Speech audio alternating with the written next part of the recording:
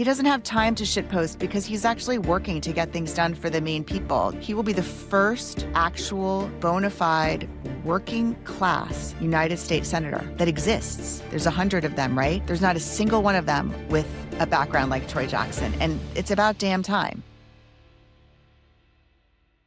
All right, welcome back, everybody. The Independent Voter Podcast. They came in, they stole a few cameras, they stole a few microphones, but they can't stop the Independent Voter Podcast. So what happened, Chad?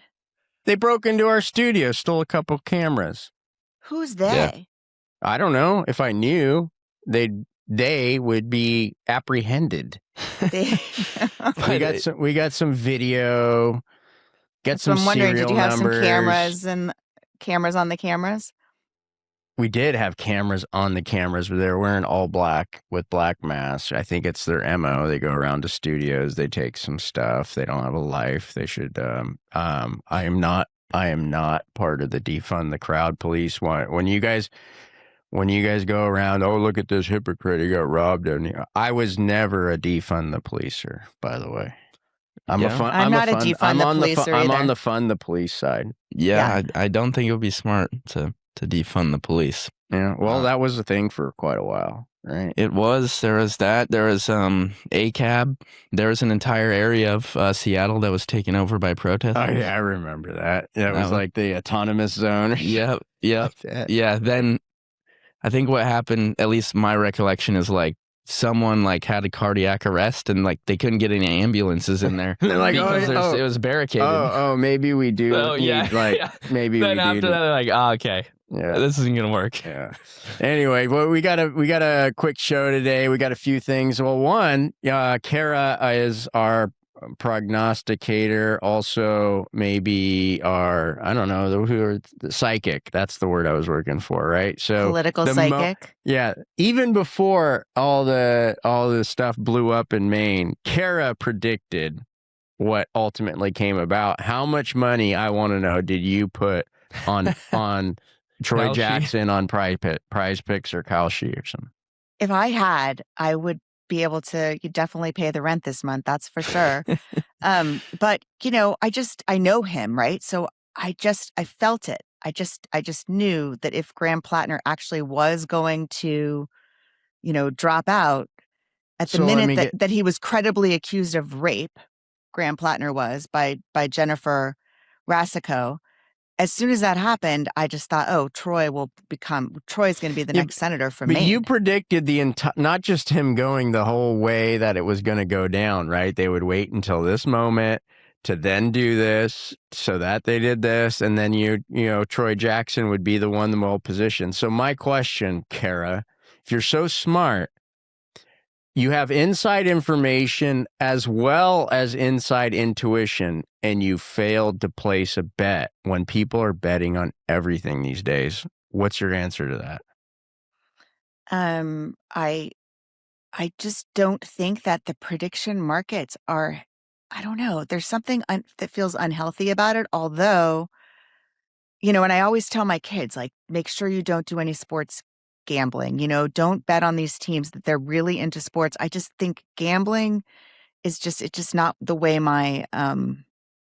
it's not the way I work. Like, I'll definitely gamble on an idea, but I just can't imagine saying like, but if I had put, I could have made a lot of money on Troy Jackson. That's just for damn true. sure. So, because and so what? So he's just the greatest though, you guys. I just have to say, I'm so excited at the turn of events in Maine because what the grassroots organizers of Maine proved over the last weekend is that there's just thousands of people who are really interested in politics, who have a personal stake, who are willing to organize one another in pursuit of a particular political goal.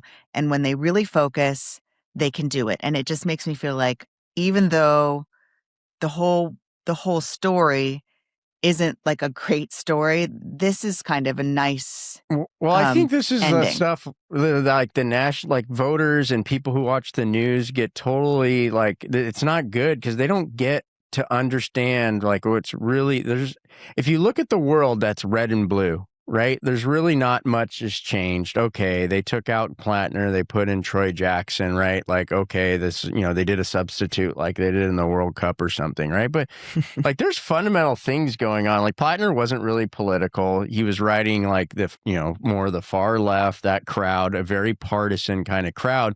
And while Troy Jackson shares some of the positions and stuff, like, he's much more independent than most Democrats, right? Like, this is a guy that appealed to a lot of Trump voters. He outperformed like other Democrats with Trump voters.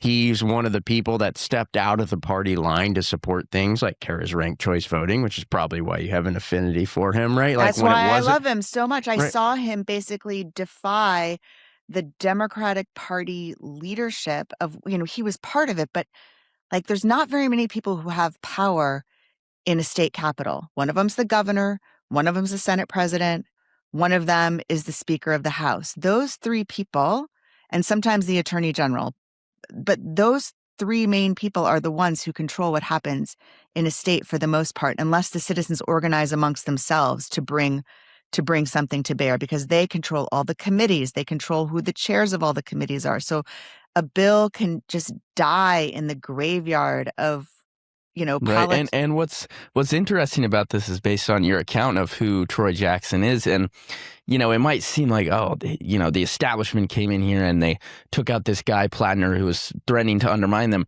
Really, Platner was kind of chosen as a vehicle for this one segment of the establishment, the DSA, to kind of move their agenda through. Meanwhile, like you just said, Jackson, he's actually done a lot of things against that kind of group of people that the majority right. It's just an interesting circumstance. Yeah. And maybe that's what the party thought was the safe play, and he's just the right person at the right time, where he's anti-establishment enough, but he's more practical maybe than some of the other folks. So who knows? But and he's also, you guys, he has experience. He has been in all the rooms. Like, he absolutely knows how the whole game is played. So he's not some young, naive guy. He's 58 years old. He's been fighting for Maine people for 2 decades. And he doesn't have any Reddit accounts, right? I don't know. I don't think so. He doesn't have time to have a Reddit account. Yeah. He doesn't have time to shitpost because he's actually working to get things done for the Maine people. He's not. And like we said last week, he will be the first actual bona fide working class United States senator that exists. There's 100 of them, right? There's not a single one of them with a background like Troy Jackson, and it's about damn time. Yeah, it's pretty insane when you think about it. In the spirit of moving forward after our totally unbiased coverage of Troy Jackson, sorry everybody. I'm like, don't. We always say no. We're allowed to be biased. Like, that's the point of independence. Like, I hate it when people go, "Oh, I have this unbiased show." Then what are you? Are you a empty robot book? Like, a bot. We've been talking like ChatGPT. Like, everybody has a bias. Like, the independence isn't the lack of having a bias. It's the point that, like, I'm not going to let my bias get in the way of talking to somebody else that's full of a bunch of different biases. By definition, we wake up with biases. Right. Well, that's what I want to talk about next, you guys. Is I really want to talk about what we talked about yesterday, Chad, on our staff call, about how I was like, oh my God, Trump, he's gone crazy. He gives this nationally televised 22-minute speech. He claimed once again that the 2020 election was stolen or rigged. He didn't provide any specific evidence that the election outcome or that any votes were altered in the 2020 election. But he did say that the Department of Homeland Security had this list, right, of 278,000 non-citizens registered to vote in federal elections. And so I said to you, Chad, the news is reporting that a fair amount of those 278,000 non-citizens on the rolls were dead, right? And what did you say back? So I was like making this case about how Trump I was just had saying, basically lost his mind. if we stop and say, are there any, like, we have to say unequivocally everything that Trump says is wrong or everything's right, or maybe he's biased by his own perspective and he honestly believes that there's this coordinated effort, right, and to rig the system and stuff. Maybe that, forget well whether he believes it or not, is that we allow these decisions to say, oh, Trump says this, therefore I don't like him. Nothing he says has any merit, and then we go to the other side that says, "Oh, there's absolutely no problems." Well, we just saw the Democratic New Jersey governor just admitted that they had problems with their voter rolls. No sooner were we having this back and forth with each other, where you were telling me to, like, isn't there? Don't you think there's anything true to what he says? And right across the transom comes a press release from the governor, the new Democratic governor, the new Democratic governor, named Mikey Sherrill. Trump.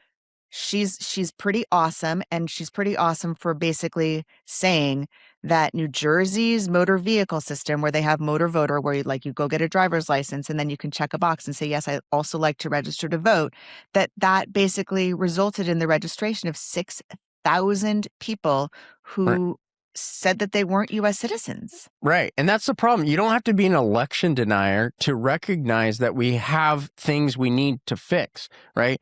California, it takes 38. We're a first world country with literally the home of technology, and it takes 38 days to certify an election. I mean, they certified elections faster in the 1800s. Like, what is going on here? And you can't question that. You just have to say, well, no. Or not only that, you say to yourself, like, the narrative is that the president is completely unhinged. Correct. Right? Which may have grains of truth in it, right? It may, like, both can be true. You can say he takes a fact and he extrapolates it into something bigger than it is. Maybe it's just incompetence. Maybe it's people that have taken these political positions that are so hard-lined, they won't recognize and fix the relatively minor flaws. Not that they're not big, but maybe they're relatively minor compared. I can't wait till, like, your son comes home and, like, 10th grade or something, and it's like, what were you doing last night? And he tells you something, and then he's like, Dad, I was just extrapolating the facts a little bit, okay, man? Like, look, you can't say I was lying. Like, I just extrapolated. My son is... I said I came home at 10. You're bringing in family here. I'll let you know, my son's 4 years old, and he already does that. Okay. So you're saying it's human nature to extrapolate. It is human nature. Well, it is, and we all extrapolate. We embellish. We try to make our points. And that's the thing. Like, if you put up, like, all these issues, you have, like, if you went up and you're in a classroom, you put up, here's what the pros are, here's what the cons are.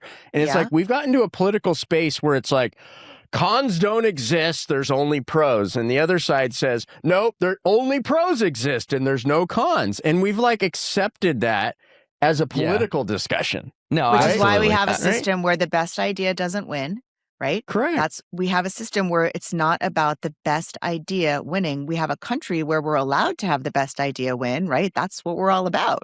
Right. That's what we're supposed to be all about. But we have a system run by political consultants that go out and poll test and say, what is the very worst way to frame this? Mm-hmm. What is the very best way to frame this, depending on what side you are? So look at California, right? Okay. We've done a lot of coverage of how the SAVE Act and stuff is fundamentally different than what they're doing in California. Forget whether you support it or not, but California is a much less barrier. Okay, you can't argue against that.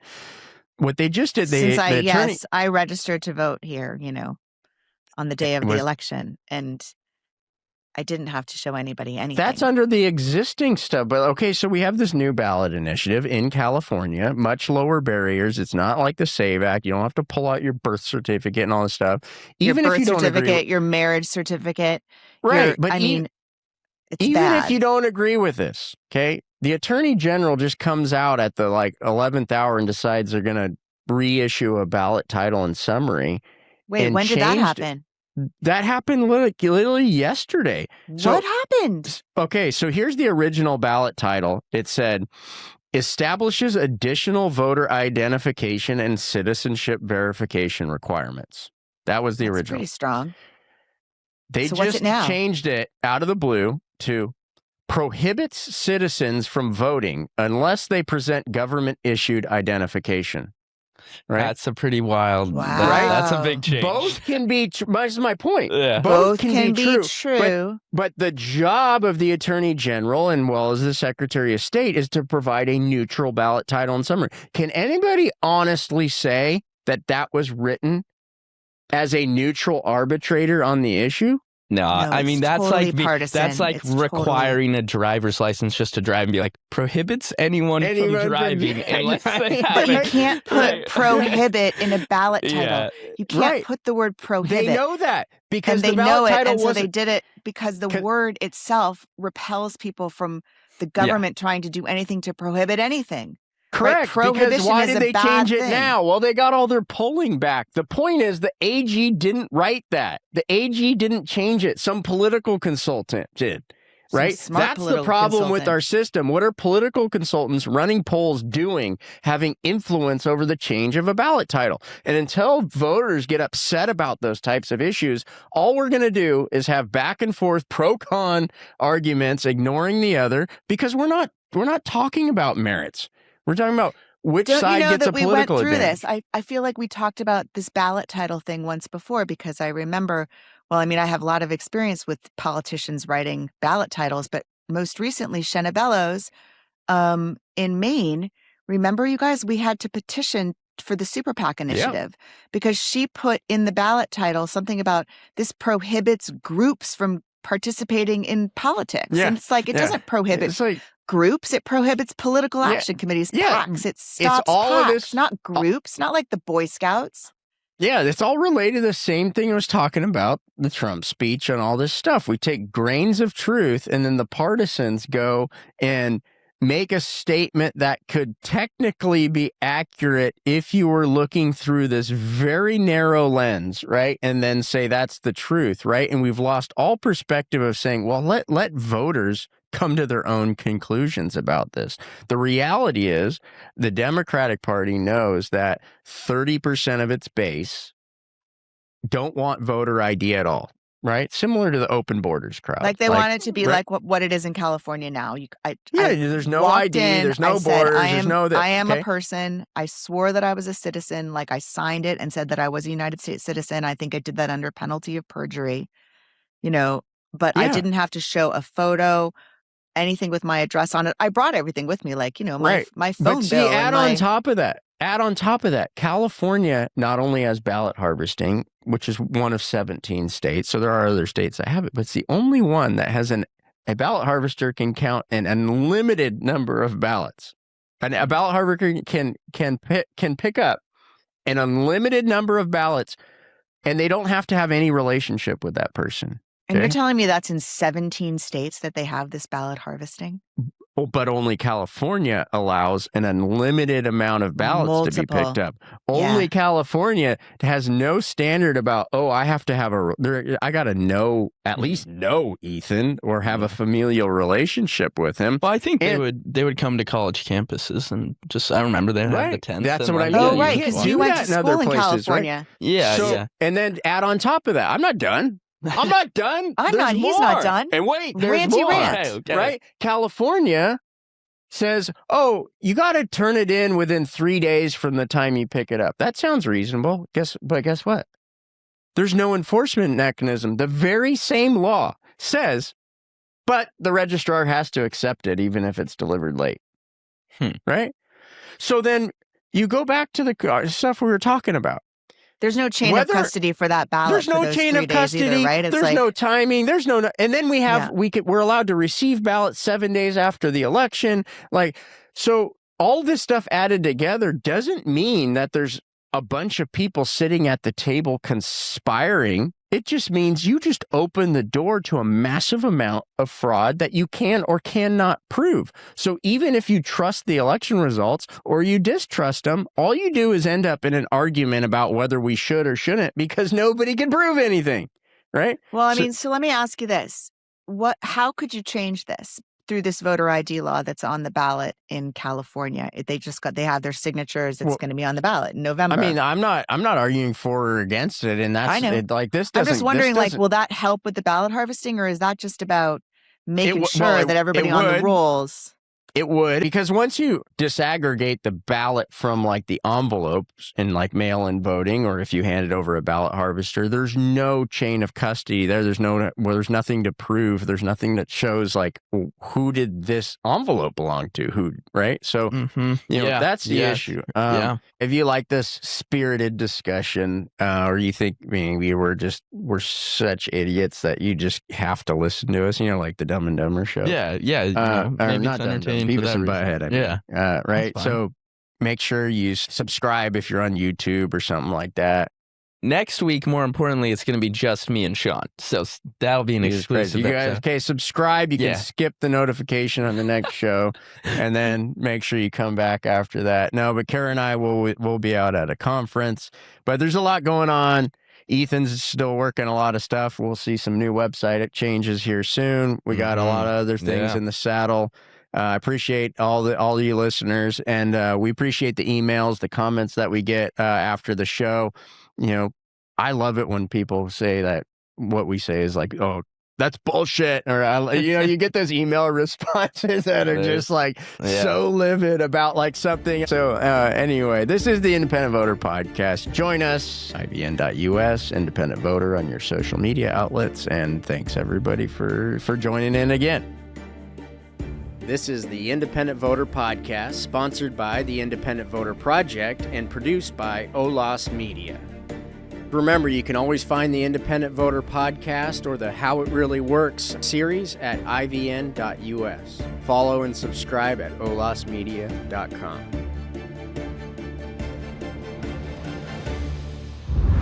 OLAS Media.